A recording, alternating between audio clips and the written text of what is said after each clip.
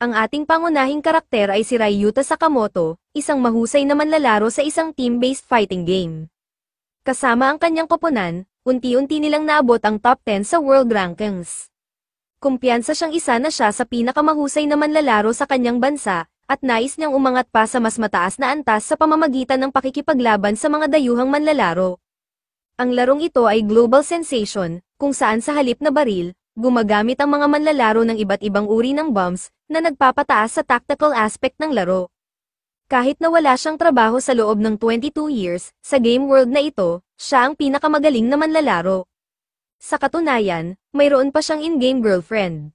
Pakiramdam niya, kaya niyang mabuhay magpakailanman sa mundong ito nang hindi kinakailangang bumalik sa realidad. Ngunit biglang, pagmulat ng kanyang mga mata, napagtanto niyang nasa isang gubat siya, may suot na parachute sa kanyang likuran. Ramdam niya ang sakit sa kanyang katawan, agad siyang kumawala mula sa parachute, ngunit hindi niya maalala kung paano siya napunta roon. May dugo sa kanyang ulo, at nang kunin niya ang kanyang cellphone, wala itong signal. Bukod pa rito, may kakaibang stone sa kanyang kamay na hindi naman nagdudulot ng sakit. Naisip niyang baka dinukot siya ng aliens, ngunit nakita niya ang kanyang bag sa malapit. Sa loob nito, may ilang piraso ng damit, isang maliit pang bag, at ilang pansamantalang pagkain at inumin. Dahil sa sitwasyon, nagpasya siyang maghanap ng sagot sa kung nasaan siya, kaya nagsimula siyang lumabas mula sa kagubatan. Habang naglalakad, nakatagpo siya ng ilang nakakatakot na insekto na nagpagulat sa kanya, kaya mabilis siyang tumakbo palayo. Pagkalabas niya sa gubat, isang malawak na karagatan lamang ang kanyang nakita. Unti-unting bumalik sa kanyang alaala ang mga pangyayari bago siya napunta rito. Noong araw na iyon, ni-register siya ng kanyang ina para sa isang trabaho sa convenience store nang hindi man lang siya tinanong. Dahil dito, nagalit siya at sinigawan ito. Matapos iyon, lumabas siya upang bumili ng groceries at napansin niyang may ilang lalaki na nakasuot ng itim na suot na tila hinahanap siya. Pagkatapos, kinain niya ang nag-iisang bento na dala niya at ngayon ay nag-aalala kung ano ang kakainin niya bukas. Nang makita niya ang maliit na bag na tiyak na hindi kanya, nagpasya siyang buksan ito. Kinuha niya ang isa sa mga laman nito upang suriin, ngunit aksidente niyang napindot ang isang bagay, dahilan upang magsimula itong mag-countdown. Dahil sa kaba, itinapon niya ito palayo at, ilang segundo matapos ang countdown, isang malakas na pagsabog ang naganap. Hindi niya alam kung bakit may mga bombs sa kanyang bag. Nagpasya siyang huwag na lang pansinin ang kakaibang pangyayari at tumakbo palayo. Ngunit sa di kalayuan, may nakita siyang isang tao at sinubukan niya itong eye signal para humingi ng tulong. Sa kanyang gulat, biglang kumuha ng bomba ang taong iyon at itinapon ito sa kanya. Napagtanto niyang nasa panganib siya nang sumabog ang bomba. Mabilis niyang napansin kung gaano ito kahawig sa game na kanyang nilalaro. Dahil dito, agad niyang kinuha ang bag ng mga bomba at tumakbo palayo. Ngunit hindi siya tinantana ng taong humahabol sa kanya, walang tigil itong sumusunod sa kanya. Tila nais siyang patayin. Inakala niyang naligaw na niya ang humahabol sa kanya, kaya naghanap siya ng ligtas na pagtataguan. Pero bago pa siya makahanap ng matibay na silungan, biglang dumating ang panibagong pag-atake, mas marami pang bomba ang itinapon sa kanya. Wala siyang ibang pagpipilian kundi lumaban, agad niyang hinagis ang isang bomba, ngunit hindi ito sumabog. Dito niya naalala ang activation process ng mga bomba. Nang makita niyang papalapit ang humahabol sa kanya, mabilis niyang inactivate ang isa at itinapon. Ngunit hindi ito sumabog kaagad, mas mabagal ito kaysa sa inaasahan niya. Dahil wala siyang instructions, hindi niya alam kung paano ito gamitin ng maayos. Napansin ito ng humahabol sa kanya at lalo pa siyang sinugod. Ngunit bago pa siya makita nito, nasa likuran na pala siya ng lalaki, may hawak ng bomba na nakatutok dito. Tinanong niya ang lalaki tungkol sa lugar na ito at kung ano ang ibig sabihin ng mga bombang hawak nila. Dito napagtanto ng lalaki na tila nawalan ng alaala si Ryuta. Sa isip ng lalaki, hindi siya kailangang matakot sa isang taong hindi marunong gumamit ng bomba. Kaya naman, sinubukan itong atakehin ulit si Ryuta, pero nagmintis ito, kaya nagkaroon siya ng pagkakataong tumakas muli. Habang tumatakbo, napagtanto ni Ryuta na wala siyang ibang magagawa kundi sumuko. Ngunit kahit sinubukan niyang sumuko, inatake pa rin siya, isang bomba ang tumama malapit sa kanya at itinulak siya sa damuhan. Hindi siya makita ng kanyang kalaban, ngunit may kakaibang bagay siyang naramdaman mula sa bato sa kanyang kamay. Parang may radar ito na nagsasabing nasa malapit pa rin ang humahabol sa kanya. Dito niya napagtanto, ang bato sa kanyang kamay ay parang isang sensor na nakakakita ng kalaban. Alam niyang hindi siya maaaring magtago habang buhay, kaya kinuha niya ang isa sa kanyang mga bomba at napansin niyang time type ito. Samantala, ang bomba ng kalaban ay sumasabog sa pagkapit pa lang sa isang bagay. Na-realize niya, lahat ng ito ay eksakto sa mechanics ng game. Sinubukan niyang pakalmayan ang sarili, kung isa siya sa top 10 players sa mundo, dapat lang na kaya niyang harapin ang sitwasyong ito. Dahil hindi alam ng kanyang kalaban ang eksaktong lokasyon niya, nagplano itong maghagis ng mga bomba sa paligid upang tamaan siya kahit saan siya magtago. Alam niyang hindi ito magtatagal bago siya tamaan, kaya tumakbo siya at nagtago sa ilalim ng tubig. Naghintay ang humahabol sa kanya, inakala nitong lulutang din siya upang makahinga, at doon niya ito babagsakan ng bomba. Ngunit hindi niya namalayan na nagset na pala ng bitag si Ryuta. Nang mapansin ng humahabol ang bomba sa ilalim ng kanyang paa, huli na ang lahat, bigla itong sumabog. Mula sa ilalim ng tubig, nakita ni Ryuta ang mga piraso ng katawan ng kanyang kalaban na unti-unting bumagsak sa tubig. Napuno siya ng matinding pagkasuklim, halos masuka siya sa nakita. Ngunit sa kabila ng lahat, sinabi niya sa sarili, ito ay self-defense. Matapos nito, napanaginipan ni Ryuta ang panahon kung kailan siya nag-apply ng trabaho sa isang game company, ngunit siya ay tinanggihan. Labis na nag-alala ang kanyang ina at pilit siyang hinanapan ng trabaho, ngunit sa halip na pasalamatan ito, pinagalitan pa niya ito ng masakit. Simula noon, naging malamig ang relasyon nilang mag-ina. Sa huli, kasalanan ni Ryuta ang lahat dahil sa kanyang walang direksyong pamumuhay, patuloy siyang naghahanap ng dahilan upang umiwas sa responsibilidad, sa halip na magsumikap at humanap ng maayos na trabaho. Nagising siya mula sa panaginip at agad na nakaramdam ng matinding gutom, lalo pat naisuka niya ang huling kinain niya noong gabing nakaraan.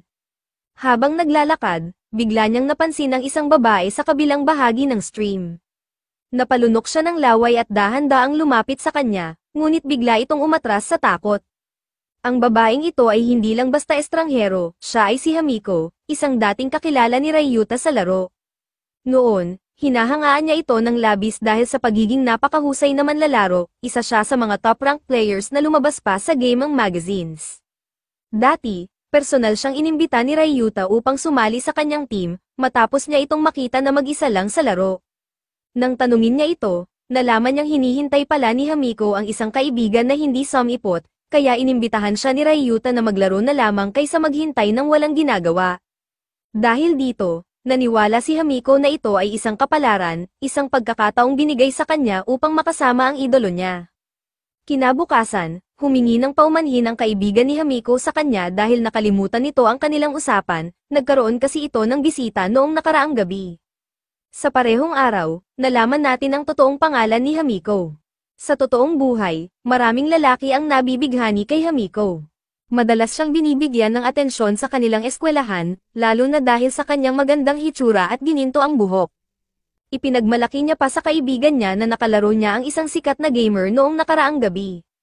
Habang naglalakad ang magkaibigan, nagtanong si Hamiko, ano kaya ang itsura ni Ryuta sa totoong buhay? Napaisip siya, paano kung matanda na pala ito, kinabahan siya. Ngunit sinabi ng kaibigan niya na huwag siyang masyadong mag-overthink at hayaan niya na lang ang imahinasyon niya ang maglaro. Sa kabila ng kanyang mga pangamba, nag-enjoy silang magkasama. Nag-cosplay pa sila ng kanilang in-game avatars at nag-picture taking. Hindi nila alam kung ano ang magiging reaksyon ni Ryuta kung malaman niyang ang nilalaro niya sa game ay isang cute na blonde high school girl sa tunay na buhay. Sa kabila ng pagiging isang ordinaryong estudyante, misteryoso siyang napadpad sa lugar na ito. Hindi niya maintindihan kung paano siya napunta sa isla, ngunit pakiramdam niya ay pinaparusahan siya. Habang nagmamasid sa paligid, napansin niya ang isang bag ng grenades na nasa di kalayuan. Dito niya naisip ang isang nakakatakot na posibilidad, kailangan ba niyang pumatay ng tao upang makaligtas? Habang iniisip ito, tiningnan niya ang kagubatan sa kanyang harapan. Sa isang banda, parang napakaganda ng tanawin, ngunit sa kabilang banda, takot siyang makagat ng insekto kaya nagpa siya na lang siyang magpahinga sa lilim ng puno. Bigla niyang naalala ang isang pangyayari sa kanilang paaralan, may papel na pinakita sa kanila ng kanyang mga kaklase. Mayroon itong isang malagim na tsismis, kung isusulat mo ang pangalan ng isang taong nais mong maglaho, magkakatotoo ito, at makakatanggap ka ng 1,000,000 yen bilang gantimpala. Biglang nagising si Hamiko mula sa kanyang pagkakaidlip at nakita ang tatlong matandang lalaki sa harapan niya. Halos hindi siya makagalaw sa kaba, ngunit sa kanyang pagkagulat, wala silang ginawa sa kanya, sinabi pa nilang wala silang masamang balak. Sa halip, nagmungkahi sila ng isang plano, bumuo ng grupo at gamitin ang mga bombs upang manghuli ng isda para may makain sila. Habang patuloy silang nag-uusap, napagtanto nila na napakakaunti ng senyales ng buhay sa isla, tila isang bangungot ang kanilang sinapit. Kaya naman, napilitan silang maghintay ng isang barko na maaaring dumaan sa kanilang lugar. Subalit, kung walang barkong dumaan, wala silang ibang pagpipilian kundi lumahok sa larong ito ng kamatayan. Ang mabait na matandang lalaki ay naniniwalang hindi sila dapat sumali sa walang awang laro na ito. Ngunit ang lalaking may nakatali ang ulo ay tinawag siyang ipokrito. Sinabi nitong isa siyang guro, kaya palagi niyang alam kung ano ang tama. Dagdag pa niya, hindi siya mahina dahil isa siyang 4th degree judo practitioner. Gayunpaman, sa sitwasyon nilang kinalalagyan ngayon, walang halaga ang martial arts laban sa mga bomba. Habang naghahanda ang dalawang panig na maglaban, biglang hinostage ng lalaking may nakatali ang ulo si Hamiko at binigyan ng pagpipilian ang guro, mamatay para patunayan na kaya niyang sundin ang kanyang moralidad o lumaban at maging isang ipokrito. Habang nasa panganib, ginamit ni Hamiko ang kanyang electric baton upang makatakas. Napilitan itong pakawalan ng lalaking may nakatali ang ulo at ibinunyag na isa lang pala itong pagsubok upang mapakita sa guro ang totoong realidad ng laro. Matapos ang insidente, nagpasya silang pumili ng leader para sa grupo, at si Hamiko ang napili. Hindi niya maintindihan kung bakit siya ang pinili, ngunit wala siyang nagawa. Bigla silang nakakita ng isang bagay na bumabagsak mula sa isang eroplano, isang supply box na may pagkain at tubig. Agad nilang binuksan ito at nagsimulang kumain ng sabik dahil sa matinding gutom. Pagbalik ng guro, iminungkahi niyang tipirin ang pagkain upang magtagal ito. Ngunit ang lalaking may nakatali ang ulo ay biglang ginilit ang kanyang leeg dahil sa pagiging pasaway. Nanlumo si Hamiko sa nakita at bigla siyang bumalik sa isang masakit na alaala, ang araw kung kailan siya at ang kanyang mga kaibigan ay pumunta sa bahay ng isang senpai upang mag-hangout. Sa kanilang pagdating, ang senpai at ang grupo nito ay nagpakita ng kakaibang kilos. Dahil may masamang pakiramdam, nagpaalam si Hamiko na umuwi muna at babalik na lang. Biglang nagising si Hamiko mula sa alaala at nakita niyang hinihila siya ng matabang lalaki, pareho silang gustong tumakas mula sa lalaking pumatay sa guro, dahil natatakot sila na ang isusunod. Habang tumatakbo, ipinakita ng matabang lalaki kung paano gamitin ang radar sa bato.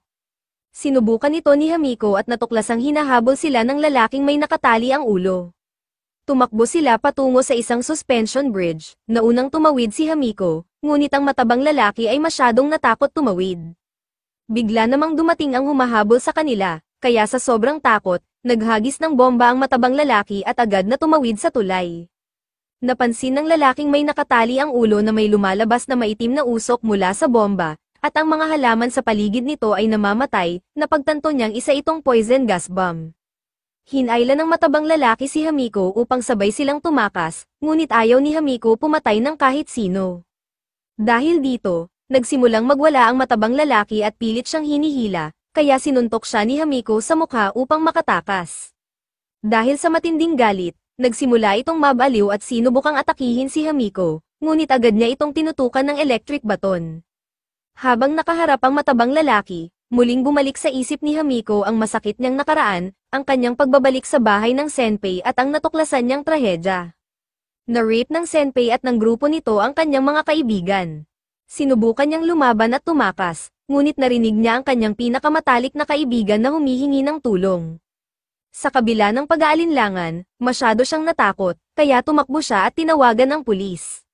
Nang mahuli ang senpai at ang mga kasama nito, tinalikuran siya ng kanyang mga kaibigan. Sinisi siya ng mga ito sa nangyari, at tinawag siyang duwag dahil tumakas siya sa halip na lumaban kasama nila.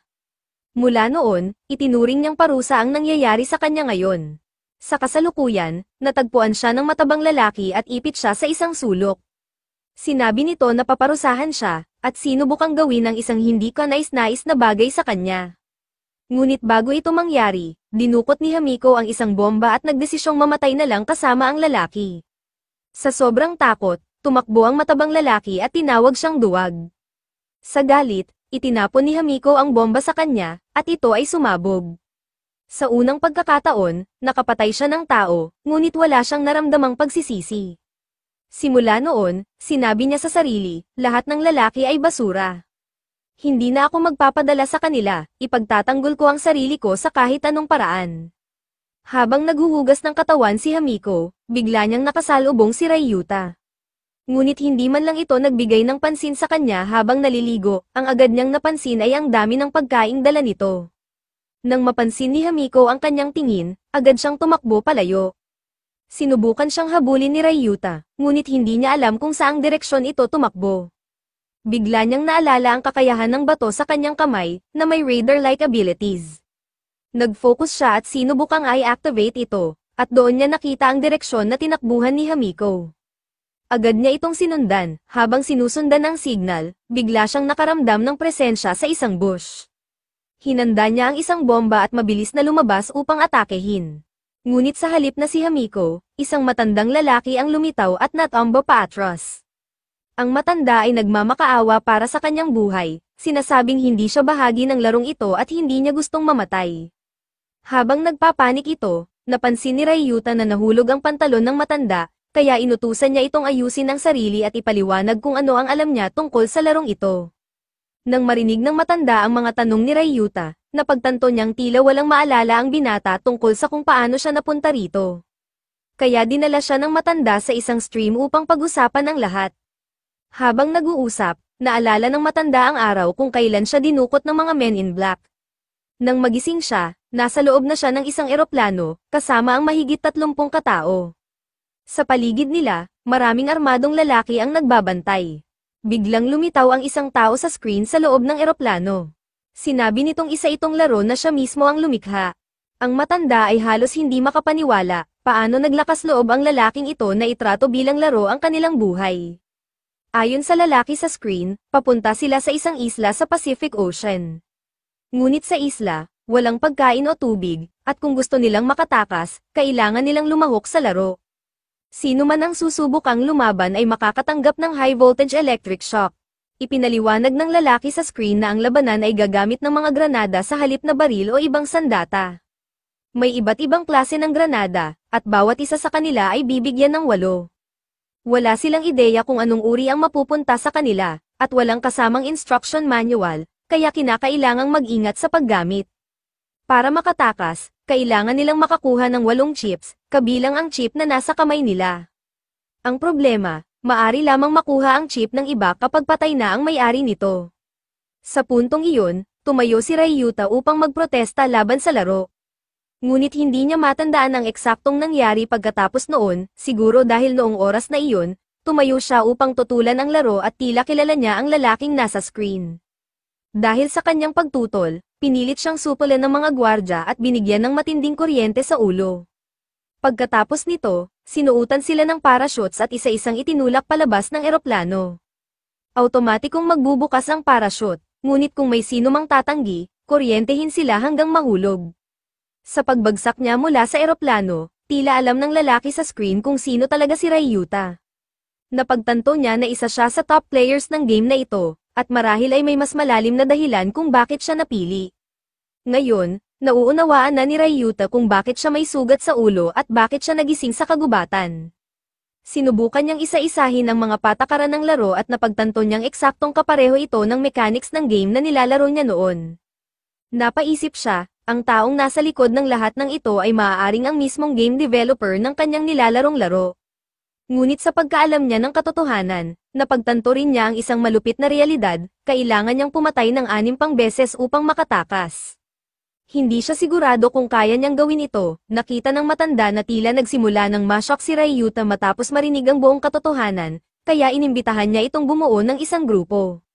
Nag-alinlangan si Ryuta, kaya inisip ng matanda na hindi ito interesado. Ngunit ang totoo, nag-aalala lang si Ryuta, kung magsasama sila, kailangan nilang pumatay ng hanggang 14 na tao upang makuha ang 8 chips. Sinabi ng matanda na hindi siya interesado sa larong ito at nais niyang humanap ng ibang paraan upang makatakas. Ngunit nanatiling nag-aalinlangan si Ryuta, kaya inisip ng matanda na baka tinitingnan siya nito bilang pabigat. Sa huli, Pumayag si Ryuta na magsama sila, sa kondisyon na ipakita muna ng matanda ang klase ng bomba na ibinigay sa kanya. Ngunit tumanggi ang matanda, sinabing hindi pa sila nagtitiwala sa isa't isa, kaya mas mabuting panatilihin nilang sikreto ang kanilang sandata. Sa parehong pagkakataon, ito rin ay isang paraan upang ipakita ang respeto sa isa't isa. Dito napagtanto ni Ryuta na hindi handal ang matandang ito. Sa halip, ito ay matalino at may sariling diskarte. Ang pagkaalam niyang matalino ang kasama niya ay nagbigay sa kanya ng kumpiyansa, hindi siya pagtataksilan ng matanda. Matapos nilang isantabi ang kanilang pag-aalinlangan, nagpakilala sila sa isa't isa. Ang pangalan ng matandang lalaki ay Uncle Terra, at habang nag-uusap sila, napagtanto ni Ryuta na tila isa rin itong mabuting tao, ngunit katulad niya, nadala rin ito sa impyernong larong ito. Biglang may narinig silang ingay mula sa langit, kaya agad na umakyat si Ryuta upang tingnan kung ano iyon. Mabilis din siyang sinundan ni Uncle Terra, at nang umakyat sila pareho, nakita nilang isang eroplano ang lumilipad sa ere. Mula rito, may bumagsak na isang cargo box, napansin ni Ryuta na ang supply drop ay naglalaman ng pagkain, kaya agad niyang hinanap ang pinakamalapit na lalagyan nito. Bago pa man siya makatakbo upang kunin ito, napansin niyang may isang babae na mabilis nang tumakbo papunta rito upang unahan siya. Ngunit sa isang iglap, sumabog ang kinatatayuan ng babae, at nakita nilang tumilapon ang katawan nito. Mula sa anino, lumabas ang isang lalaki, agad nitong kinuha ang chip ng babae, pati na rin ang mga bomba at ang supply suitcase, bago tuluyang tumakbo palayo. Napagtanto ni Ryuta na tila nakatago na rito ang lalaking iyon bago pa bumagsak ang supply drop. Malinaw na sinadya niyang mag-set up ng bitag, dahil alam niyang maraming tao ang magtatangkang kunin ang pagkain. Ngunit ang hindi maintindihan ni Ryuta ay paano nagagawa ng ibang tao ang pumatay nang walang kahit anong pag-aalinlangan o pagsisisi. Maya-maya, umakyat si Uncle Terra, at humingi ito ng paumanhin dahil hindi siya nakakuha ng pagkain. Nang makita niya ang bangkay ng babae, sinabi ni Ryuta na may isang tao na nag-set up ng bitag upang patayin ang sinumang susubok na kunin ang pagkain. Siya dapat ang tinamaan ng bomba kung hindi naunahan ng babae. Nakita rin niya na may isa pang food suitcase sa hindi kalayuan, ngunit naisip niyang hindi ito sulit ipagpalat sa kanyang buhay. Sa kabila ng lahat, hinikayat siya ni Uncle Terra, sinabi nito na kailangan nilang kumain upang mabuhay, at kung may pagkakataong makuha ang pagkain, hindi nila dapat ito basta nalang isuko. Kung hindi nila makukuha, ayusin na lang nila ang susunod nilang hakbang, ngunit hindi sila dapat sumuko nang hindi man lang sumubok.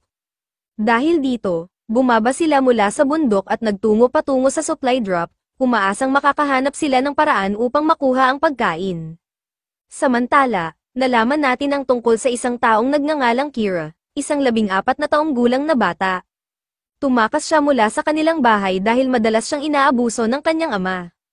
Ngunit sa halip na mapunta sa mabuting landas, nagkaroon siya ng masamang ugali, nagsimula sa pagnanakaw at pangungupit, hanggang sa umabot sa pagpatay at panggagahasa sa 3 babae. Dahil sa kanyang edad, nahuli siya ng pulisya, ngunit ayon sa kanila, bagamat mukha siyang inosente at kaakit-akit, siya ay isang taong may matinding sakit sa pag-iisip. Dahil dito, ang pinakamagaling na abogado ang pumili upang ipagtanggol siya, hindi dahil nais siyang tulungan, kundi upang mapabuti ang kanyang reputasyon bilang isang mahusay na tagapagtanggol sa korte. Dahil sa kanyang mental state, may posibilidad na hindi siya makulong, depende sa magiging desisyon ng korte. Walang magawa ang mga pulis nang makita nilang nakangiti lamang si Kira habang tinatapon siya sa isla kasama ng kanyang abogado. Alam nilang isang delikadong psychopath ang kanilang pinakawalan sa impyernong ito. Si Kira ay nagsimulang pumatay ng mga palaka para lang sa kasiyahan. Samantala, naniniwala pa rin ang abogado na maaari pa niyang baguhin ang baliw na batang ito, ngunit hindi niya alam kung paano ipapaliwanag ang tama sa kanya. Nang makita nilang may supply drop na bumabagsak, sinabi ng abogado kay Kira na sundan ang kanyang ama. Bagaman hindi siya takot na makipagtalo sa abogado, nagiging tahimik siya tuwing kaharap ang kanyang ama, isang ugali na lalo pang nagpapalala sa pananakit ng kanyang ama sa kanya. Pumunta silang 3 sa lugar kung saan bumagsak ang supply drop, at kinuha ng ama ni Kira ang isa sa kanyang mga bomba upang idikit sa puno at pabagsakin ito. Ngunit, dahil tanging may-ari lang ng bomba ang maaaring gumamit nito, napilitan si Kira na siya mismo ang mag-activate nito. Nang sumabog, nagkaroon ng vacuum area na nagpabagsak sa puno, dahilan upang mahulog ang supply box. Agad na kinuha ng ama ni Kira ang supply suitcase at sinabi na tanging ang mga sumusunod sa kanya ang makakakain. Nang tatutol ang abogado, sinabi nito na walang halaga ang batas sa isla na ito, dito. Ang batas ay ang batas ng kagubatan. Galit na galit si Kira sa kanyang ama, ngunit pinagalitan siya nito. Sinakaw siya ng lalaki, dahilan upang maalala ni Kira ang lahat ng pang-aabuso na ginawa sa kanya noon. Sa sobrang galit, kumuha siya ng bomba at itinapat ito sa kanyang ama. Sinubukan ng kanyang ama na habarin ang kanyang damit upang alisin ang bomba. Ngunit hindi na siya umabot sa oras, hinigop siya ng vacuum bomb hanggang sa mamatay. Sa kabila ng lahat, inakala ni Kira na ipagtatanggol siya ng abogado. Ngunit sa pagkakataong ito, sumuko na ang abogado sa baliw na batang ito. Ayon sa kanya, mas masama pa si Kira kaysa sa kanyang ama. Tinawag niya itong isang sumpa sa sangkatauhan, bago tumakbo palayo. Galit na galit si Kira at napansin niyang may paparating. Dumating sina Ryuta at Uncle Terra. Ngunit napagtanto niya na hindi na-detect ng radar ang presensya ni Kira, malamang dahil nakatayo lang ito nang hindi gumagalaw. Napansin niya ang bangkay ng ama ni Kira, at agad na sinabi ni Kira na walang mga patakaran sa lugar na ito, ang mga mahina ay mamamatay, at ang mga malalakas lamang ang makakaligtas. Dahil kinuha ni Kira ang mga bomba ng kanyang ama, ginamit ito ni Ryuta at Uncle Terra upang tumakas. Ngunit hindi niya sila hahayaang makatakas, sobrang pamilyar sa kanya ang lugar na ito, dahil kahawig ito ng game na pinaka-eksperto siya. Ginamit ni Kira ang radar upang sundan sila, habang tumatakbo, hindi alam ni Ryuta kung lalaban na ba siya o tatakbo pa rin. Biglang natapilok si Uncle Terra, dahilan upang mapilayan ito. Sinabi nitong tumakbo na lang si Ryuta at iwan siya, ngunit hindi alam ni Ryuta kung dapat ba niyang isugal ang kanyang buhay para sa isang taong kakikilala lang niya. Pagkatapos ng sandaling pag-iisip, nagpasya siyang iwan saglit si Uncle Terra at ilayo ang baliw na batang ito sa ibang direksyon. Ngunit hindi lang siya tatakbo, ituturo niya sa batang ito ang isang leksyon at kukunin ang lahat ng kanyang bomba. Pareho nilang ginamit ang radar upang hanapin ang lokasyon ng isa't isa. Sa huli, huminto si Ryuta at hinarap si Kira, nagbagsakan sila ng mga bomba sa lupa, tanda na pareho silang bihasa sa laro. Ngunit napagtanto ni Ryuta na si Kira ay isang 3-star player lamang, samantalang siya ay 4-star. Excited si Kira nang makita niyang kalaban niya ang isang tunay na player. Samantala, ginamit ni Uncle Terra ang pagkakataong ito upang kunin ang chip mula sa bangkay ng ama ni Kira. Si Ryuta naman ay kailangang alamin kung anong klaseng bomba ang hawak ng batang ito. Sinubukan niyang tumakas at mag-set ng trap, at agad namang hinabol ni Kira, hindi niya alam na bitag na pala ito. Ngunit kahit nahulog siya sa trap, hindi pa rin ito sapat upang mapatay siya. Alam ni Kira na aatake si Ryuta mula sa harapan, kaya gumamit siya ng vacuum bomb. Tumama ito sa backpack ni Ryuta, kaya agad niyang hinagis ang backpack palayo. Napagtanto ni Kira na si Ryuta ay malakas lang sa laro, pero hindi sa totoong buhay. Tumayo siya at sinubukang sermonan si Ryuta, na para bang hindi niya naiintindihan ang tama at mali. Ngunit dahil sa kanyang pagiging kampante, tumama siya sa isang bomba at tumama ang ulo niya sa bato. Sa sandaling iyon, nakita ni Ryuta ang lahat na parang isang laro lang. Ang pakiramdam niya ay eksakto sa tuwing naglalaro siya, kaya mas lalo siyang naging mas immersed sa labanan. Nang makita siya ni Kira, agad siyang gumamit ng walang laman na bag upang harangin ang vacuum bomb, at patuloy siyang gumalaw. Patuloy din si Kira sa paggamit ng radar upang hanapin siya, ngunit hindi niya makita ang lokasyon ni Ryuta. Inakala ni Kira na nakatayo lang si Ryuta, kaya naghulog siya ng mga bomba. Ngunit biglang lumitaw si Ryuta sa likuran niya, patuloy siyang umiwas sa bawat atake, at kahit ginamit ni Kira ang radar, hindi pa rin niya makita ang lokasyon ni Ryuta. Dito ipinakita ni Ryuta ang isang advanced na teknik na tanging mga pro players lang ang nakakaalam, ang jamming technique. Hanggat ina-activate niya ang radar sa tamang oras, malilito ang radar ng kalaban at hindi nito matutukoy kung gumagalaw o hindi ang target. Dahil hindi niya makita kung gumagalaw o hindi si Ryuta, nagsimula nang magpanik si Kira.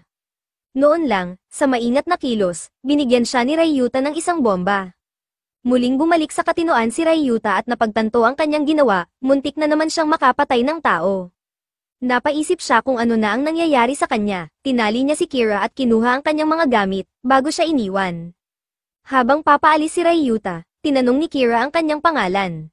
Saglit siyang huminto at binanggit ang kanyang in-game name. Nagulat si Kira nang marinig iyon, noon lang niya napagtanto na ang lalaking nasa harapan niya ay ang tanging Japanese player na nasa global top rankings.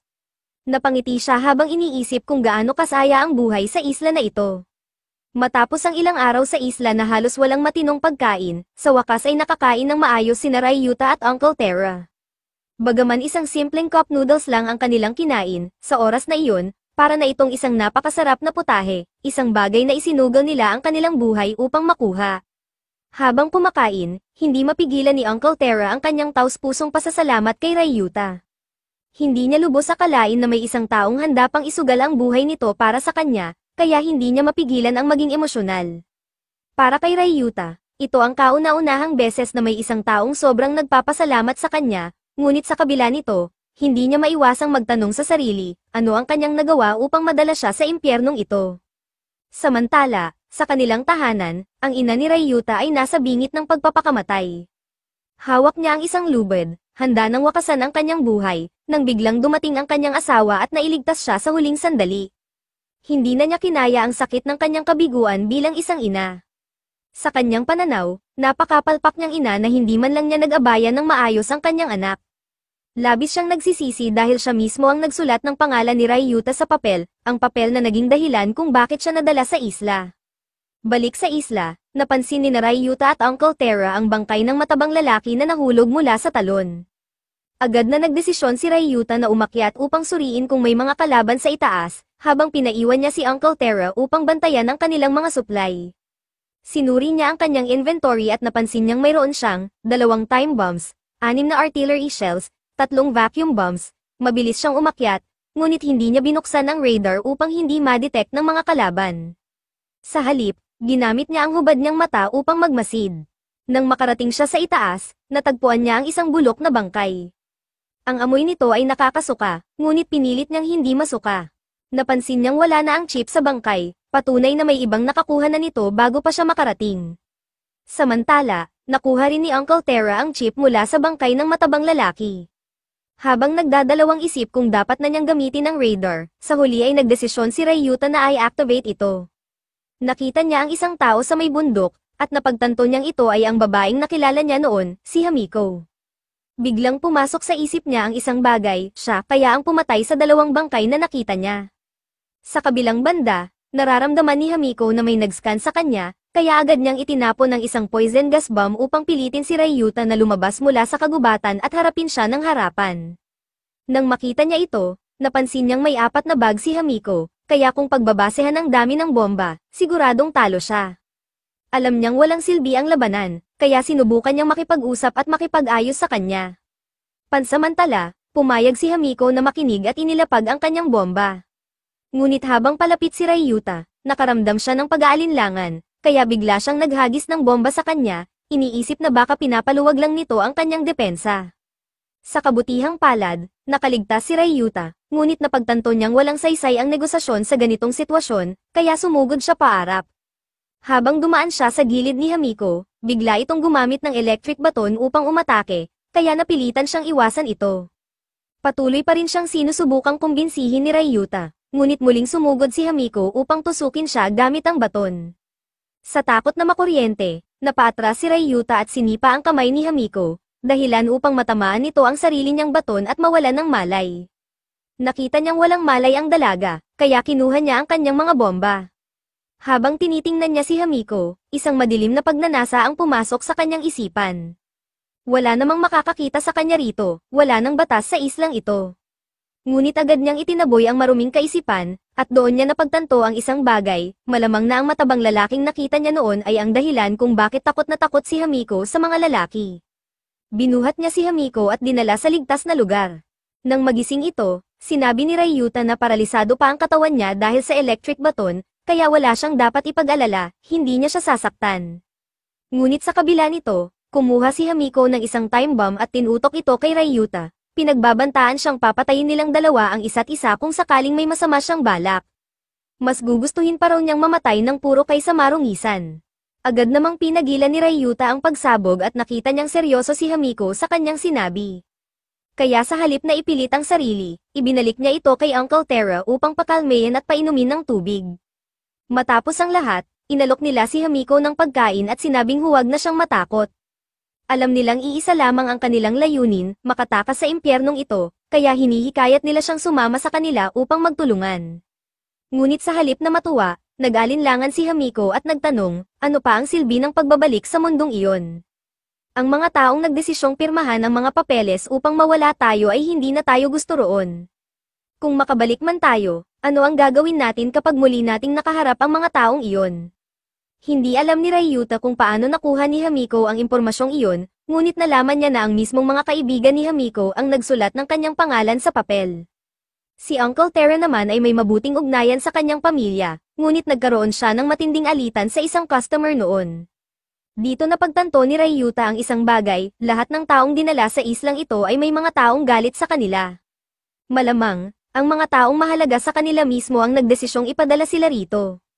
Nagsimulang tumibay ang kanyang hinala na ang mismong ina niya ang nagsulat ng pangalan niya sa papel. Hindi pa niya tuluyang natatanggap ang katotohanan ito nang biglang may narinig silang kaluskos mula sa kagubatan. May isang bagay na mabilis na papalapit sa kanila, ngunit kahit gamitin nila ang radar, walang lumalabas na signal. Dali-daling kinuha ni Uncle Terra ang flashlight mula sa kanilang supply at tinutok ito sa direksyon ng tunog. Nang lumiwanag ang lugar, nakita nilang napakaraming pares ng mata na nakatitig sa kanila. Agad silang tumakbo palayo, ngunit hindi pa tuluyang nakakagalaw si Hamiko dahil sa epekto ng electric shock. Nang tuluyang lumabas sa liwanag ang mga nilalang, nagimbal sila, hindi tawang umaatake sa kanila, kundi mga dambuhalang butiki. Napagtanto ni Ryuta na hindi sila makakatakas kung iiwan nila ang kanilang mga gamit, kaya iniabot niya si Hamiko kay Uncle Terra at bumalik siya upang kunin ang kanilang supply. Sa pagmamadali, binato niya ng bato ang ulo ng isa sa mga butiki, pagkatapos ay hinagisa niya ng bomba ang pangkat ng mga ito na humahabol kay Uncle Terra. Ngunit nang suriin niya ang resulta, hindi sumabog ang bomba. Doon niya naalala, dahil hindi pa niya pinatay si Kira, hindi pa siya opisyal na may-ari ng mga bombang nakuha niya mula rito. Wala siyang magawa kundi maghanap ng ibang bomba mula sa sariling bag. Sa kasawiang palad, napakarami nilang daladalang bag, kaya nahirapan siyang hanapin ito. Samantala, nakagat sa binti si Uncle Terra ng isa sa mga butiki. Sa wakas, nakahanap si Ryuta ng bomba at hinagis ito, dahilan upang magpalasan ang mga butiki. Mabilis silang tumakas, dala ni Ryuta si Hamiko habang si Uncle Terra naman ang may hawak ng mga bomba at supply. Habang tumatakbo, tiningnan ni Uncle Terra si Ryuta at napagtanto niyang isa itong tunay na bayani. Marami na siyang nakita sa kanyang buhay, ngunit iilan lamang ang may tapang na isakripisyo ang sarili para sa iba. Pwede namang iwan na lang ni Ryuta si Hamiko at Uncle Terra upang makaligtas, ngunit pinili pa rin itong tulungan sila. Ayaw niyang aminin, pero sobrang naapektuhan siya ng kabutihan ni Ryuta. Gusto niyang alisin ang pesimistikong pananaw nito sa mundo. Sa kabila ng tapang ni Ryuta, inamin ni Uncle Terra na sobrang takot din siya sa bawat pag-alis nila. Hindi niya alam kung babalik pa ito o iiwan na siya. Naalala niya rin ang sinabi ni Hamiko kanina, tila totoo ang lahat ng sinabi niya. Kahit na mabuti siya sa kanyang pamilya, sa kanyang trabaho, isa siyang malupit at diktador na amo. Marami siyang nagawang masama sa kanyang buhay, kaya hindi nakapagtataka kung may isang taong nagalit sa kanya at isinulat ang pangalan niya sa papel. Maya-maya, muling umatake ang mga butiki, habang tumatakbo, napaghiwalay si Ryuta at Uncle Terra. Napadpad siya sa isang madilim na bahagi ng kagubatan, kaya ginamit niya ang radar upang hanapin ang matanda. Ngunit wala siyang makita, walang signal, dahil dito, nagsimula siyang mag-isip ng masama, tumigil kaya si Uncle Terra at sinadyang dalhin ang lahat ng pagkain. Biglang sumugod muli ang isa sa mga butiki, ngunit bago pa siya mapahamak, may isang bomba ang lumipad at pinasabog ang halimaw. Lumabas mula sa dilim si Uncle Terra, matapos silang magkahiwalay, paulit-ulit nitong hinanap si Ryuta. Pero napagtanto nilang pareho silang gumamit ng radar ng sabay, dahilan upang magdulot ito ng interference. Napagtanto ni Ryuta ang kanyang pagkakamali, humingi siya ng tawad sa matanda dahil sa kanyang pagdududa.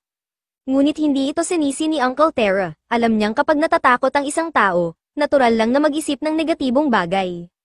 Sa puntong ito, tuluyan nang ipinakita ni Uncle Terra ang kanyang klase ng bomba.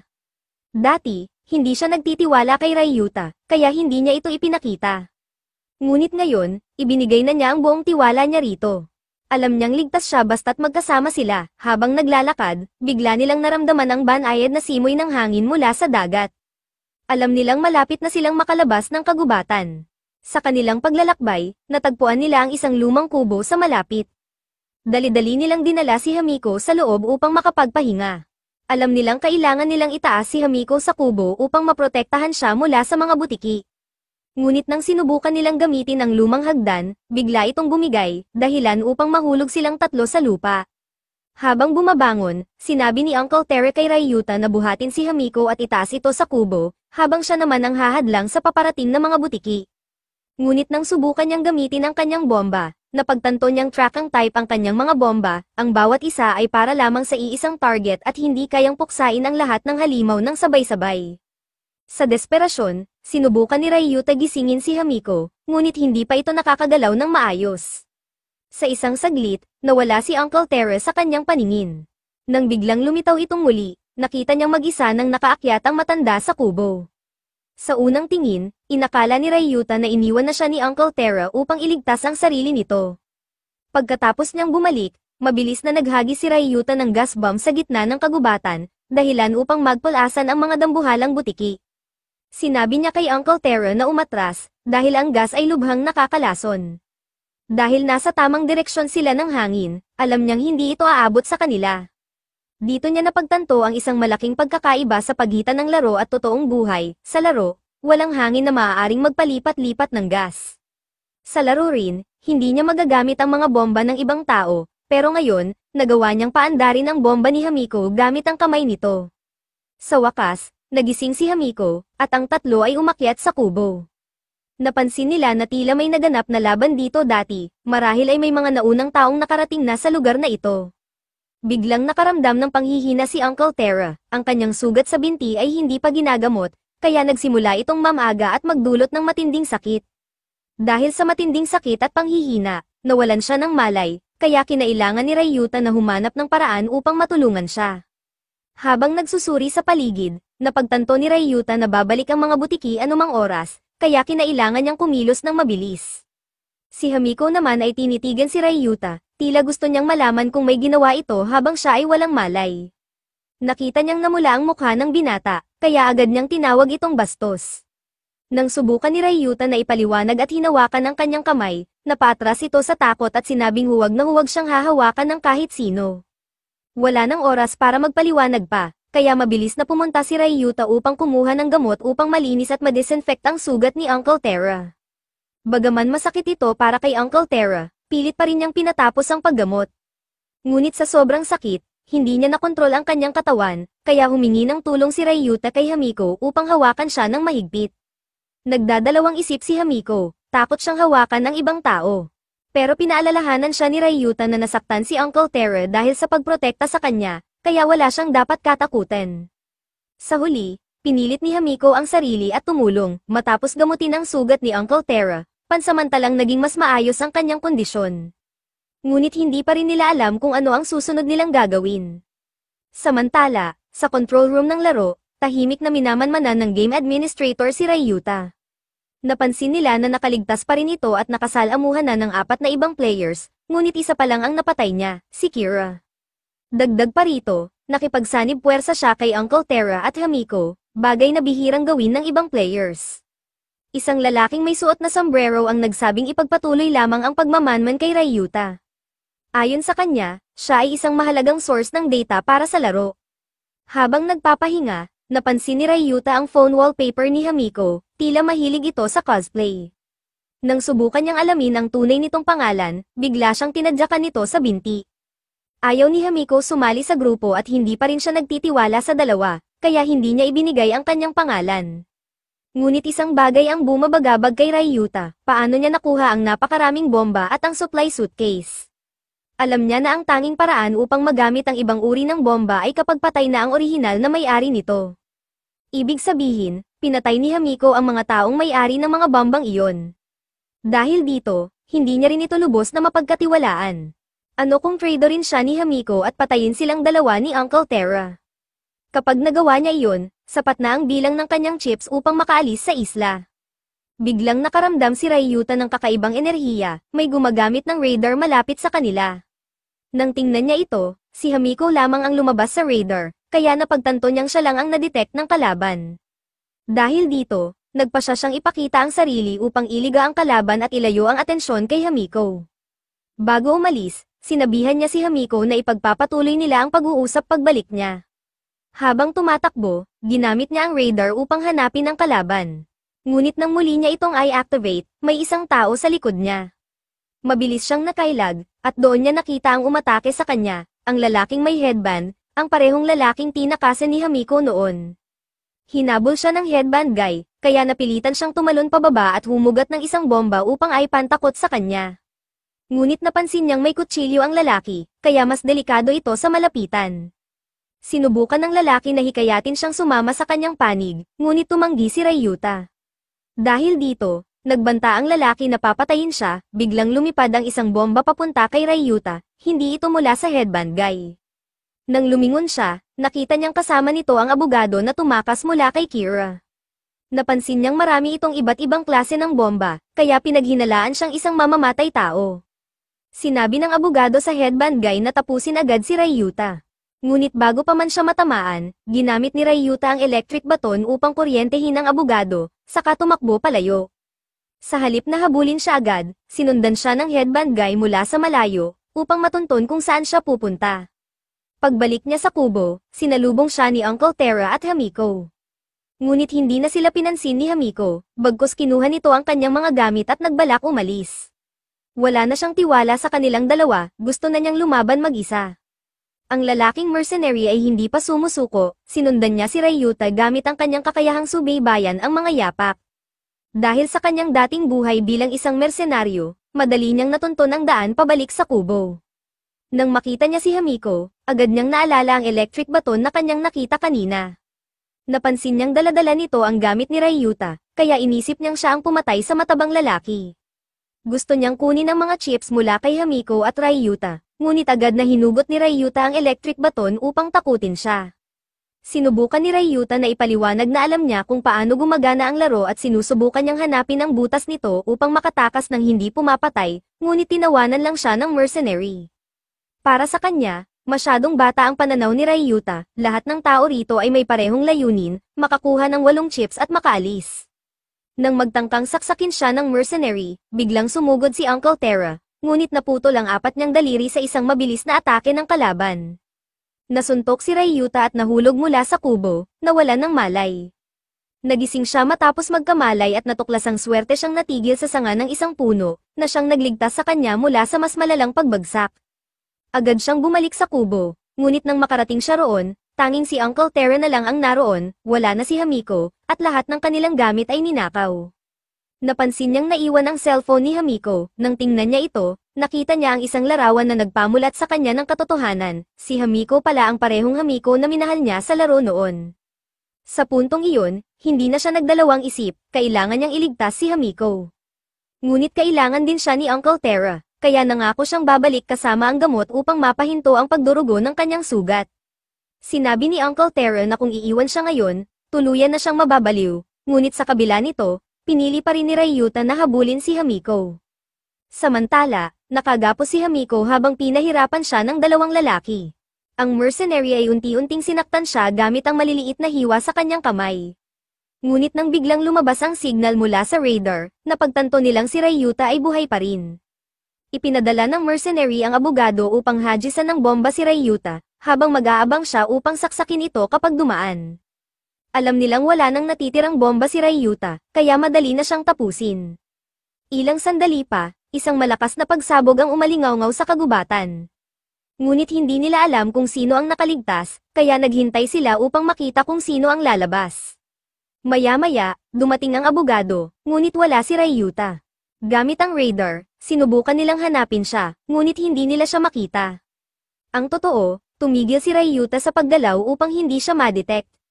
Sinamantala niya ang pagkakataon upang sneak in at makarating sa silid kung saan nakakulong si Hamiko. Nang biglang may bumagsak na bomba, mabilis niyang nahuli ito sa ere at na-deactivate. Sa sandaling iyon, natutunan niyang kung kaya niyang i-deactivate ang isang bomba, kaya niya itong gamitin sa sarili niyang paraan. Sa pagpasok niya, kinausap niya si Hamiko tungkol sa panahon na magkasama silang naglaro. Nagtanong siya kung siya nga ba ang parehong Hamiko mula noon. Alam ni Hamiko na si Ryuta ang taong minahal niya noon, ngunit hindi niya ito inamin.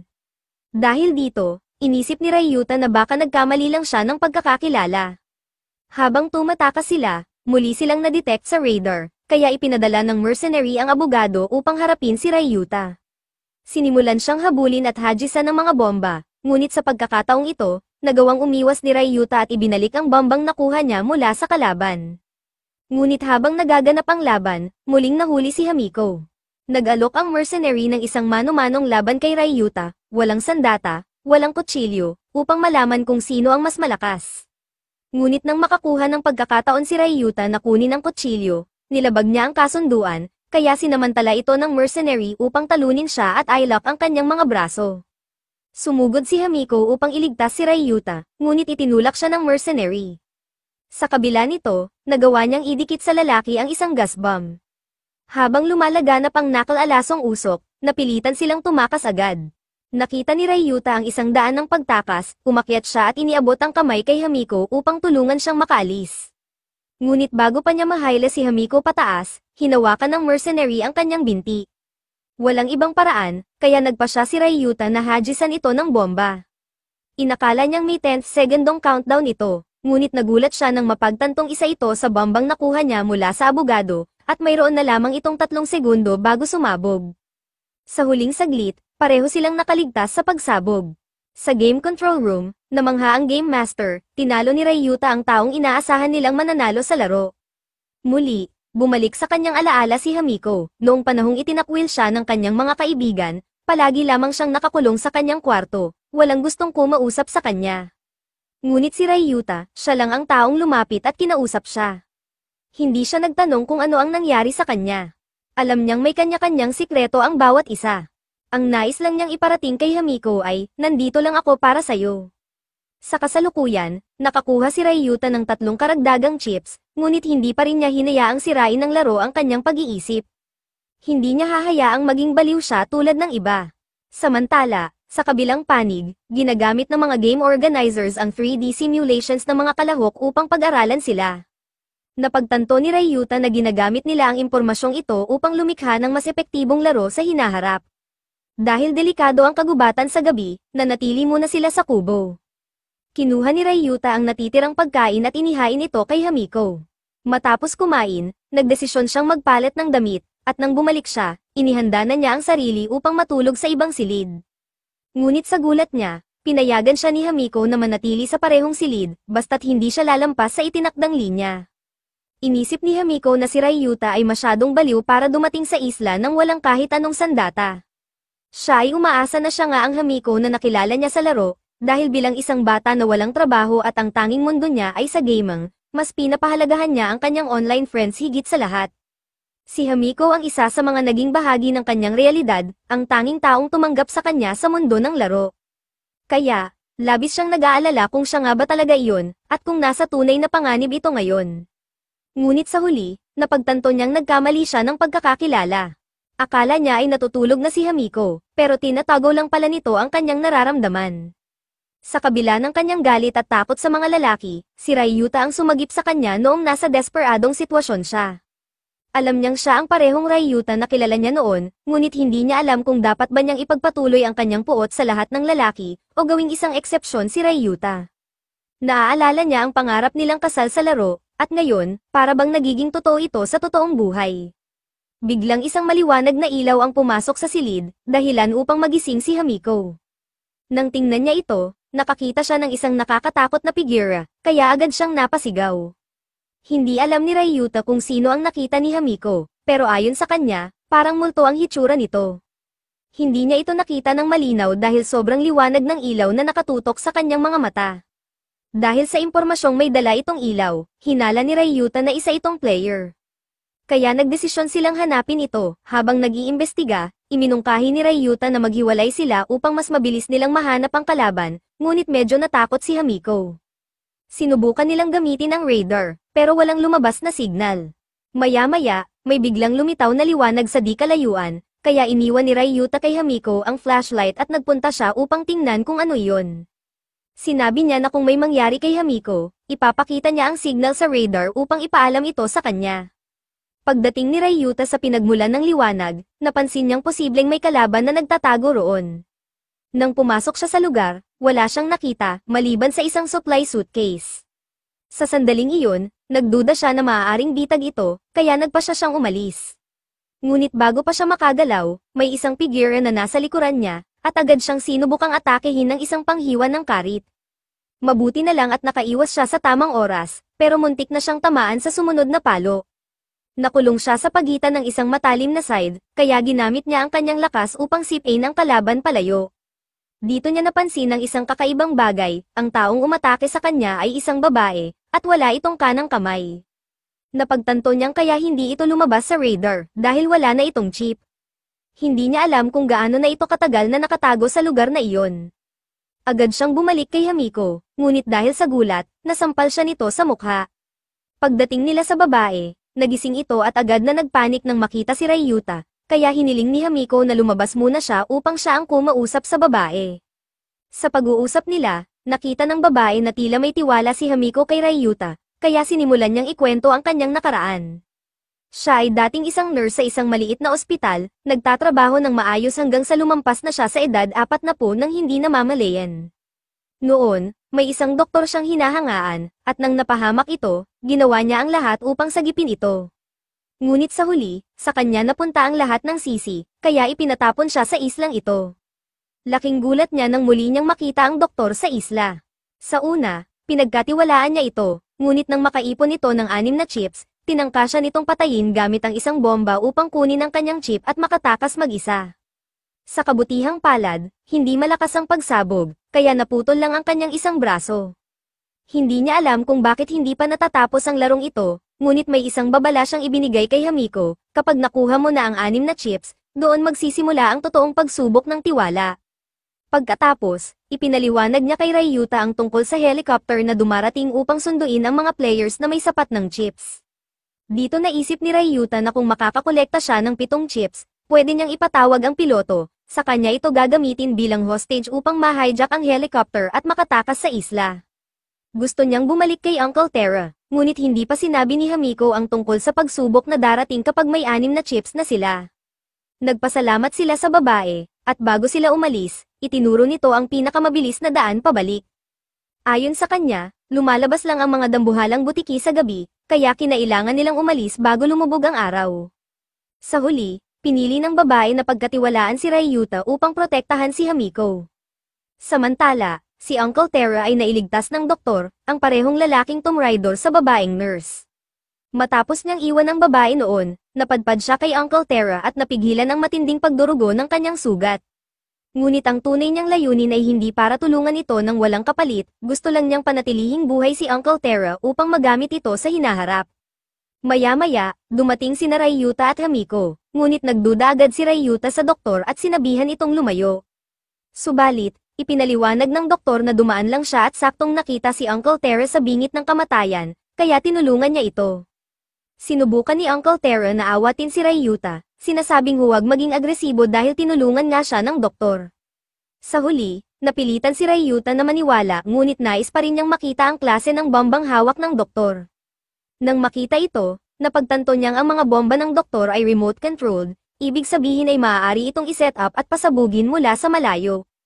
Wala siyang nakitang bakas na ginamit na ito, kaya nagtiwala siyang wala pang pinapatay ang doktor, ngunit ang hindi niya alam, wala lang talaga siyang nakaharap na kalaban sa loob ng 3 araw. Ipinakilala ng doktor ang sarili niya bilang Daddy, at nang marinig niyang isang chip na lang ang kulang sa grupo ni Ryuta, agad siyang nagplano na gamitin sila para sa sarili niyang pakinabang. Biglang may dumating na supply plane, kaya nagpa siya silang kunin ng pagkain para kay Uncle Terra. Kahit hindi sang-ayon si Ryuta sa pagsama ng doktor, napilitan siyang paniwalain ang sarili na ligtas ito. Pagkatapos mag-scan ng radar, nakita nilang may 6 na tao sa paligid ng supply drop. 2 sa kanila ang tila sumuko na, 2 ang papunta sa direksyon nila upang makipagkumpetensya, at 2 naman ang nagmamasid lang mula sa malayo. Kahit alam nilang delikado, pinili pa rin ni Ryuta, Hamiko, at Daddy na sumugod sa laban. Habang tumatakbo, nakasalubong ni Ryuta ang lalaking may salamin, ang parehong naglagay ng mga patibong noon. Sabay silang tumakbo papunta sa supply suitcase, ngunit pareho nilang hindi ito naabot kaya nagharap na lang sila sa isa't isa. Mabilis napansin ni Ryuta na ang lalaking ito ay may malakas na pangangatawan at handa sa laban. Wala silang ibang magawa kundi maghagis ng mga bomba sa isa't isa habang sabay ding umatras upang umiwas sa mga pagsabog. Si Hamiko naman ay nakatagpo ng isang babaeng kasama ng isa pang kalaban. Hindi siya nagawang lumaban ng maayos, kaya itinumba siya ng babae. Nagawa naman niyang maghagis ng bomba bago tumakas, ngunit hindi niya alam kung tamaan nito ang kanyang kalaban. Samantala, si Ryuta ay nagtago sa likod ng isang malaking bato, ngunit hindi niya makita ang isa pang kalaban.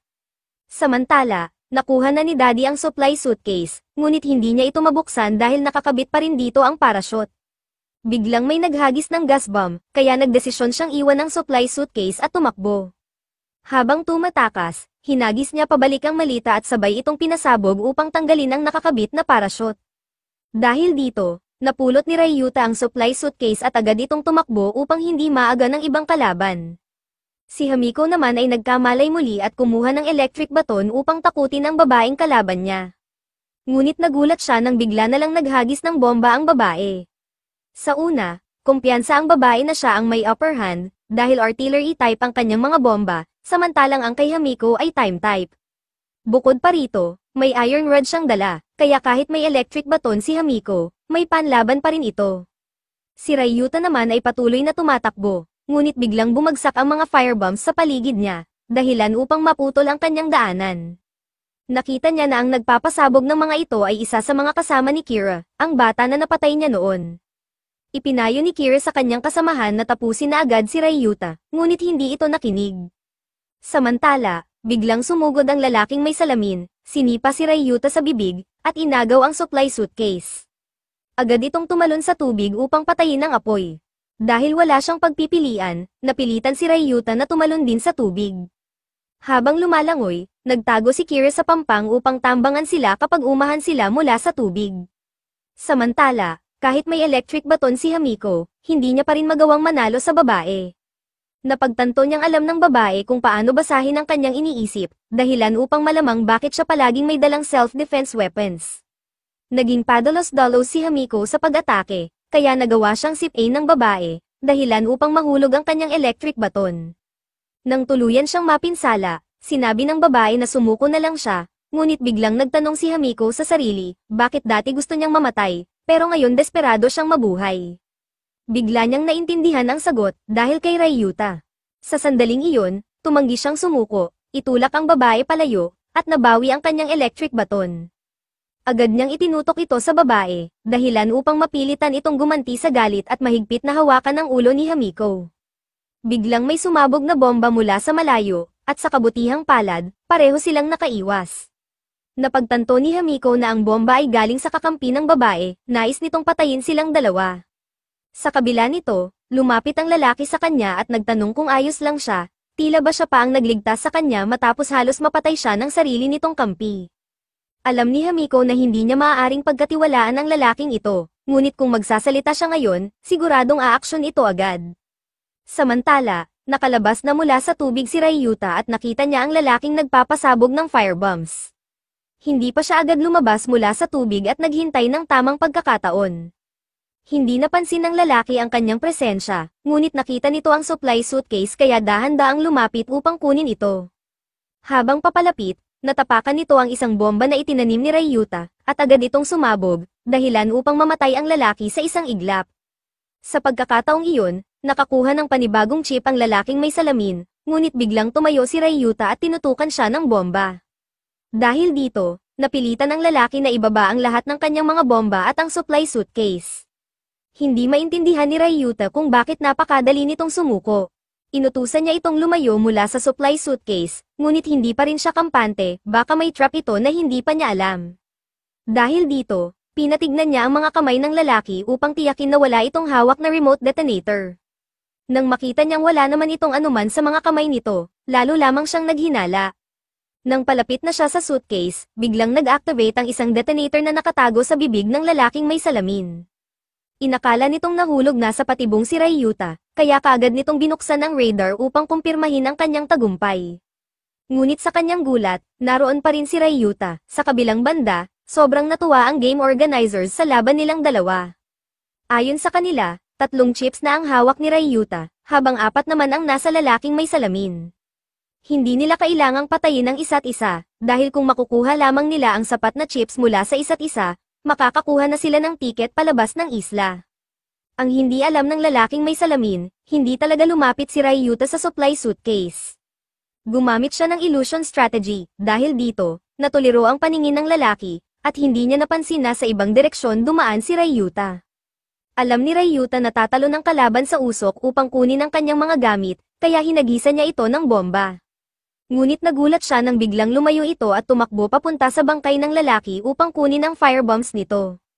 Wala nang magawa si Ryuta kundi tumakbo pabalik sa tubig upang makaiwas sa paparating na firebombs. Mula roon, napanood na lamang niyang nakuha ng kanyang kalaban ang supply suitcase.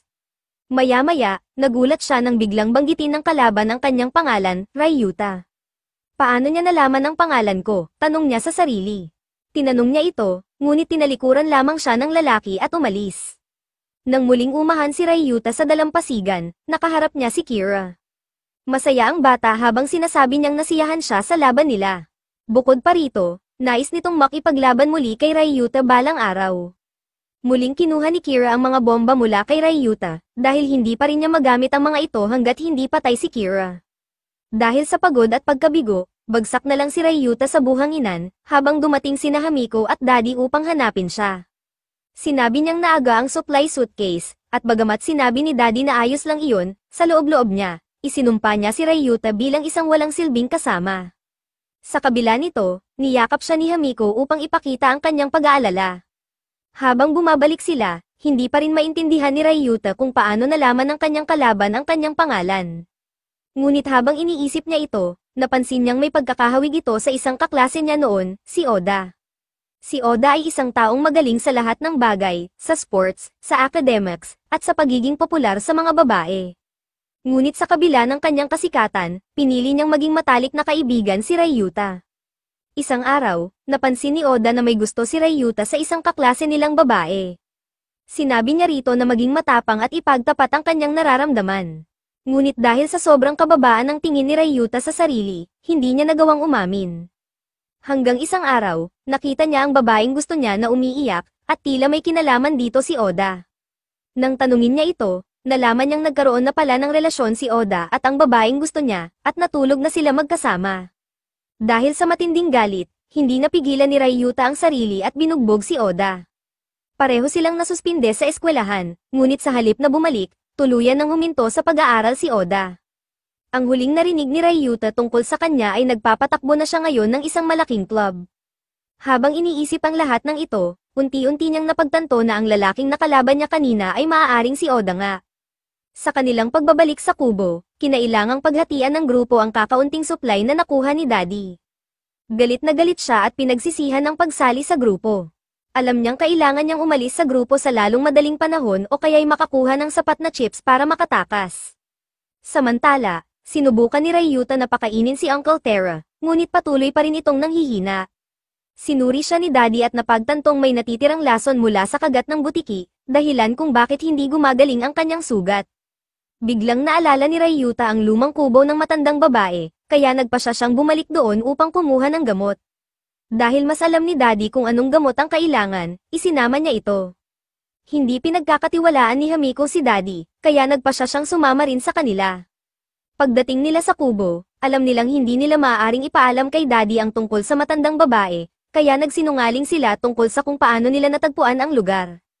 Hinati nila ang kanilang paghahanap, naghiwalay sila upang hanapin ang mga gamot. Nang dumating si Daddy sa medicine cabinet, kinuha niya ang ilang bote ng random, dahil karamihan sa mga ito ay hindi na magagamit. Tinawag niya si Ryuta at tinanong kung tunay ba itong nagtitiwala sa kanya, dahil narinig niya ang hinala ni Hamiko. Sa kabila ng lahat, mas pinili pa rin ni Ryuta na pagkatiwalaan siya, kaya ibinigay ni Daddy sa kanya ang isang maletang tila may lamang gamot. Biglang bumalik si Hamiko at sinabing itapon agad ni Ryuta ang malita. Sa sandaling iyon, napagtanto ni Daddy na nahuli na siya, kaya agad niyang pinasabog ang malita. Sa kanyang isip, tiyak na patay na si Ryuta, kaya masayang-masaya siyang nagtungo kay Hamiko upang tapusin ito. Ngunit sa isang iglap, biglang sinaksak siya mula sa likod ng matandang babae. Sa pagkagulat, kaagad niyang nakilala kung sino ang sumaksak sa kanya. 10 minuto bago sumabog ang malita, Nagtungo si Hamiko sa matandang babae upang humingi ng gamot para kay Uncle Terra at nalaman niyang tanging antibiotics at painkillers na lamang ang natitira. Itinuro ng matanda ang silid kung saan nakatago ang mga gamot, ngunit doon din nila natagpuan si Daddy, na tila may pagkakakilala sa kanya. Agad na nagbabala ang matanda kay Hamiko tungkol kay Daddy at sa maletang dala nito, kaya agad na bumaba si Hamiko upang balaan si Ryuta, ngunit huli na ang lahat, napasabog na ni Daddy ang bitag. Hinatak ng matanda si Hamiko papalayo, ngunit dahil sa katandaan, wala na siyang lakas upang ipagtanggol ang sarili. Sinundan sila ni Daddy at pinasabog ang isang bomba upang harangan ang kanilang daanan, dahilan upang maipit sila sa labas ng kubo habang siya ay nanunood sa gitna. Ngunit hindi niya inaasahan ang ginawa ng matanda, mabilis nitong kinuha ang isang bomba mula kay Hamiko at hinagis ito kay Daddy, na napatras sa takot, ngunit isa lang pala itong patibong. Dinala niya ang matanda sa lugar kung saan nakatanim ang kanyang mga bomba at pinasabog ito, dahilan upang maputol ang mga paa ng matanda at dahil may hawak siyang bomba, sumabog din ito at tuluyang napatay siya. Habang patuloy na tinutugis ni Daddy si Hamiko, inalok pa niya ito ng pagkakataong sumama sa kanya, ngunit hindi naniwala si Hamiko dahil matapos niyang tradorin ang matanda, alam niyang gagawin lang nito ang parehong bagay sa kanya. Walang pag-aalinlangan, hinagisan siya ni Daddy ng bomba at sa puntong iyon, natanggap na ni Hamiko ang kanyang kapalaran, handa na siyang mamatay ng malinis ang konsensya, ngunit laking gulat niya nang ang bomba ay tumama sa kanya ngunit hindi sumabog. Napagtanto niya na hindi ito bomba ni Daddy kundi kay Ryuta, ibig sabihin, buhay pa ito.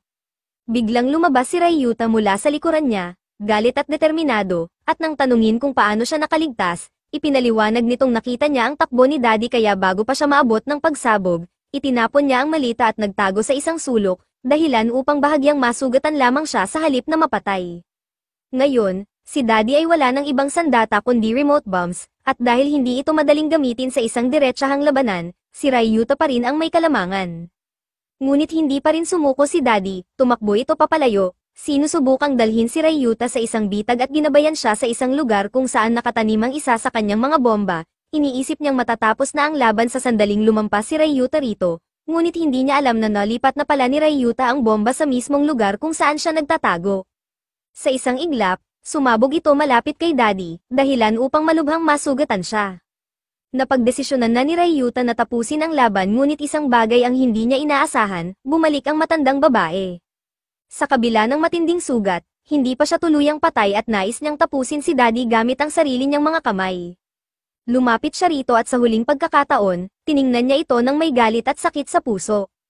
Alam niyang walang kapatawaran ang ginawa ni Daddy sa kanya, ngunit sa huli, sa halip na patayin ito, itinaas lamang niya ang kanyang kutsilyo at inilipat ang hiwa sa gilid imbes na sa gitna, hindi niya magawang tapusin ang buhay nito. Hindi maunawaan ni Ryuta ang kanyang ginawa, ngunit naintindihan ni Hamiko, marahil, may mga bagay na tanging isang babae lang ang makakaintindi. Dahil tapos na ang laban, nagmadali si Ryuta na ibalik ang gamot kay Uncle Terra at habang pabalik, napagdesisyonan niyang silipin ang ilang bangkay upang makuha ang mga chips. Plano niyang tingnan ang katawan ng matabang lalaki, ang ama ni Kira, at ang lalaking may basket na una niyang nakalaban. Sa kalkulasyon niya, dapat ay may 6 na chips ang mga ito, ngunit dahil ang lalaking may basket ay may 2 uri ng bomba, posible rin na higit pa rito ang kanyang nakuha noon. Ngunit sa pagdating nila sa lugar, nagulat sila, lahat ng bangkay ay nawala. Si Hamiko ay patuloy pa ring nakukonsensya sa pagkamatay ng matabang lalaki, ngunit sinubukan siyang palakasin ang loob ni Ryuta sa pagsasabing self-defense lamang iyon. Sa kabila ng lahat, hindi pa rin niya alam kung sino ang kumuha ng mga chips at ang tanging nakakaalam sa 3 taong ito ay si Uncle Terra, kaya bumalik sila sa kubo upang alamin ang katotohanan. Pagdating sa kubo, umakyat si Ryuta sa hagdan at may narinig siyang kakaibang ingay. Napansin niyang isa ito sa tracking bombs, at tanging si Uncle Terra lang ang may ganitong klase ng bomba. Habang naghihintay sa kanilang pagdating, nagsimulang gumalaw ang mga dambuhalang butiki, nangangahulugang nagsisimula ng gamabi. Samantala, naghintay si Uncle Terra sa hagdan, handang pasabugin ang tracking bomb sa sandaling umakyat sina Ryuta at Hamiko. Sa huling segundo, napansin ni Ryuta ang lumilipad na bomba papunta sa kanila, kaya tumalon siya pababa at tumakbo palayo, ngunit patuloy siyang sinusundan ng bomba, dahilan upang gumamit siya ng isang iron bar upang basagin ito bago siya tamaan. Biglang bumalik ang bomba, at kahit tinamaan ito, nanatili pa rin ito sa saklaw ng pagsabog. Nasugatan ang binti ni Ryuta, kaya kapwa silang sumigaw upang huminto si Uncle Terra, ngunit hindi siya tumigil. Alam ni Hamiko na ito ang pagsubok ng tiwala na sinabi sa kanya ng matandang babae. Habang sinusuri ni Ryuta ang paligid gamit ang radar, wala siyang natagpuang signal, kaya napagtanto niyang ginagawa ito ni Uncle Terra hindi dahil sa kasakiman, kundi dahil sa matinding takot at pagkakawalay. Paulit-ulit siyang iniiwan mag-isa ni Ryuta, kaya unti-unting bumagsak ang kanyang tiwala. Samantala, napagtanto ni Hamiko ang pagkakapareho ng sitwasyon niya sa kanyang sariling buhay, ang kanyang ama ay masyadong abala sa trabaho at napabayan ang kanilang pamilya, kaya tuluyan siyang tinalikuran ng kanyang ina at nagpakasal muli. Dahil dito, lumaki siyang may galit sa mundo at sinubukan niyang guluhin ang kanilang tahanan, ngunit sa huli, wala siyang nagawa kundi tanggapin ang lahat. Ngayon, nakikita niya ang sarili niya kay Uncle Terra, ang takot sa pagiging iniwan, ang sakit ng pagiging hindi pinapansin. Sa puntong iyon, nagdesisyon siyang tumayo at protektahan si Ryuta. Alam niyang ang tracking bomb ay sumasabog lamang kapag malapit sa target, kaya hinuli niya ito sa ere at inactivate bago ito pumutok. Nang makita ni Ryuta kung paano siya pinrotektahan ni Hamiko, tuluyan siyang nakumbinsi na siya talaga ang parehong Hamiko mula sa laro, ang taong minsang nagbigay sa kanya ng dahilan upang manatili sa virtual na mundo. Gayunpaman, napansin ni Uncle Terra ang kanyang pagkakamali at itinutok ang susunod na bomba kay Hamiko. Ngunit mabilis na tumakbo si Ryuta upang hulihin ito. Dahil dito, napilitang tumakas si Uncle Terra, ngunit kapwa nilang nadetect ang kanyang lokasyon gamit ang radar at agad siyang hinabol. Habang tumatakbo, natakot si Uncle Terra na hinahabol siya upang patayin, kaya sa kanyang matinding panik, nadulas siya pababa ng bundok. Sa puntong iyon, hawak niya ang huling bomba niya at nais na pasabugin ito upang tapusin silang dalawa, ngunit bago niya ito magawa, narinig niya ang tinig ni Ryuta na humihingi ng tawad. Pakiusap ni Ryuta, bumalik na siya sa kanila at huwag nang takbuhan ang realidad. Sa huling segundo, napagtanto ni Uncle Terra na mali siya. Napakapit siya sa bomba at napatingin sa paparating na mga dambuhalang butiki, alam niyang ito na ang katapusan. Sa huling pagkakataon, humingi siya ng tawad sa kanyang pamilya dahil hindi niya kinayang lumaban hanggang dulo. Sa wakas, itinutok niya ang bomba sa kanyang sarili at pinasabog ito, tinatapos ang kanyang buhay sa isang malakas na pagsabog. Nang marinig ang pagsabog, mabilis na tumakbo sina Ryuta at Hamiko pabalik, ngunit nang marating nila ang lugar, wala na si Uncle Terra. Sa sobrang lungkot, sinisi ni Ryuta ang kanyang sarili, kung sana mas maaga siyang nag-sorry, baka may pagkakataon pa silang mailigtas ito. Sa pagbabalik nila sa kubo, ipinaliwanag ni Ryuta kay Hamiko na si Uncle Terra ay tulad lang ng kahit sinong ordinaryong tao, isang lalaking matagal nang lumalaban ngunit hindi kinaya ang matinding pagsubok ng isla. Napagtanto niya na hindi lang siya ang lumaban sa matinding pressure ng laro, at sa huli, ang pagkukulang niya rin ang nag-ambag sa pagbagsak ni Uncle Terra. Ngunit nang tanungin siya ni Hamiko kung nais na ba niyang lumabas sa isla, nagulat siya sa sagot nito. Biglang inilabas ni Hamiko ang 3 chips mula sa lugar ni Uncle Terra. Pinagsama niya ito sa 3 hawak ni Ryuta at sa sarili niyang chips, dahilan upang magkaroon na sila ng sapat na bilang upang makaalis. Ngunit ang sumunod na sinabi ni Hamiko ang labis na nagulat kay Ryuta, gusto niyang ibigay ang sarili niyang buhay kapalit ng kalayaan ni Ryuta. Ayon kay Hamiko, wala na siyang matatawag na tahanan. Ang tanging bahay na mayroon siya ay ang virtual na mundo, at sa loob nito, si Ryuta ang palaging nandyan para sa kanya, siya ang naging rason kung bakit siya lumaban, siya ang nagbigay sa kanya ng dahilan upang mabuhay. Ngunit hindi matanggap ni Ryuta ang sakripisyong iyon. Hindi siya kailanman magiging taong tatanggap ng ganoong klase ng pagpaparaya, lalo na ngayon na nakumpirma niyang si Hamiko talaga ang babaeng matagal na niyang gustong makilala sa totoong buhay. Sa halip, sinabi niyang dapat nilang kolektahin ang sapat na chips at makatakas ng magkasama. Bago pa tuluyang matapos ang usapan, hiningi muna niya kay Hamiko ang isang halik. Sa gabing iyon, dapat ay magiging isang gabi na hindi nila malilimutan, ngunit napansin ni Ryuta ang kaba pa rin sa mukha ni Hamiko. Sa loob ng kanyang isipan, lumitaw ang imahe ni Oda, tila inuudyukan siyang ituloy ang kanyang kagustuhan. Ngunit hindi siya katulad ni Oda, hindi siya magiging tulad ng taong minsang inisip niyang kaibigan. Itinaboy niya ang ideya sa kanyang isipan at sa halip, hinawakan niya ang kamay ni Hamiko at sinabing maghintay siya, kapag nakalabas na sila, nais niyang lumabas sa isang tunay na date kasama niya. Nagyakapan silang dalawa, umaasang isang araw ay magtatapos ang bangungot na ito, samantala, sa kabilang banda, biglang naging abala ang mga game organizers, dumating ang maraming helicopters sa isla, at sa loob lamang ng isang araw, Kailangan nilang kunin ang lahat ng gamit na natitira sa isla, ang mga natitirang kalahok ay kailangang ipagpatuloy ang laban hanggat hindi nila nakukuha ang sapat na chips upang makabalik sa tunay na mundo, at dito nagtatapos ang kwento.